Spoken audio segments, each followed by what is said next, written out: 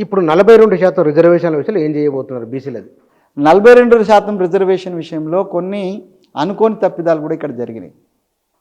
వాస్తవంగా మేము సుప్రీంకోర్టు ఇచ్చినటువంటి ఇన్స్ట్రక్షన్స్ ప్రకారము స్టెప్ బై స్టెప్ మేము వెళ్ళాలి. కానీ దాంట్లో నిష్ణానితులను పెట్టుకోకుండా మా ముఖ్యమంత్రి గారు ఎందుకో తొందరగా చేయాలనే ఆతురత కావచ్చు, తొందరగా చేయాలనేటువంటి ఆలోచన కావచ్చు, దాని కారణంగా కొంత అవగాహన రాహిత్యం ఉన్న వాళ్లకు ఆ పని ఒప్పజెప్పిన కారణంగా ఎక్స్పర్ట్స్గా ఉన్నటువంటి నాలాంటి వాడు నిరంజన్ లాంటి వాళ్ళను ఇలా పెట్టుకోలేదు. కాబట్టి నేను నిరంజన్ లాంటి వాళ్ళు కాంగ్రెస్లోను, కాంగ్రెస్ బయట చాలామంది ఉన్నారు, సామాజిక సేవకులు చాలామంది ఉన్నారు.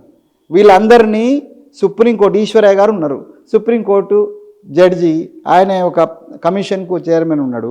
ఆయనను ఒకవేళ కాన్ఫిడెన్స్ తీసుకుంటే దీని యొక్క రూపకల్పనలో ఈ కోర్టు కొట్టేసిన తప్పులు జరగకపోయి ఉండేయం.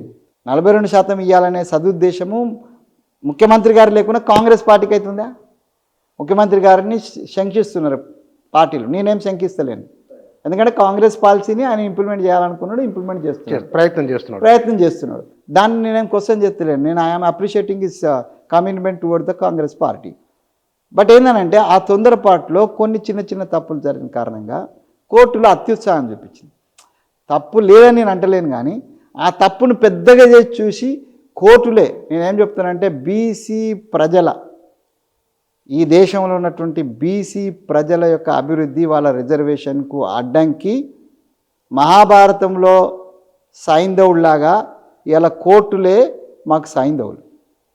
ఆ బీసీల, ఎస్సీల, ఎస్టీల యొక్క రిజర్వేషన్ ఎనాన్స్మెంట్లో సైంధవుడు, అసలు సైంధవుడు ఎవరనంటే కోర్టే.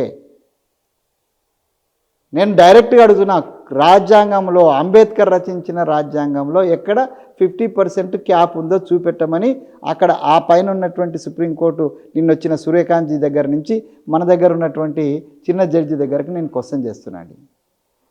నన్ను చూపెట్టమని అడుగుతున్నాను. నేను కూడా ఒక అడ్వకేట్నే, నేను కూడా ఎన్రోల్ అడ్వకేట్ని, రెగ్యులర్ ప్రాక్టీస్ చేస్తలేను కావచ్చు, నాకు కొంత అవగాహన ఉన్నది. రాజ్యాంగంలో ఎక్కడ 50% క్యాప్ పెట్టమని ఎక్కడ ఉంది? మీరెవరు అసలు క్యాప్ పెట్టడానికి? పెట్టి ఆ పేరుతోటి ఏ రాష్ట్రం ప్రయత్నం చేసినా, మన రాష్ట్రం ఇది 3వ 4వ రాష్ట్రం, మనకంటే ముందు తమిళనాడు ప్రయత్నం చేసింది, కొంత సక్సెస్ అయింది. అది కూడా ఇంకా తిరుచెంగు సర్గంలో ఉన్నది, మేము విచారిస్తాం, 9లో ఉన్న కూడా విచారిస్తామని కోర్టు అంటున్నది. కర్ణాటక ప్రయత్నం చేసింది, ఫెయిల్ అయింది. బీహార్ ప్రయత్నం చేసింది, నితీష్ కుమార్ ఫెయిల్ అయ్యాడు.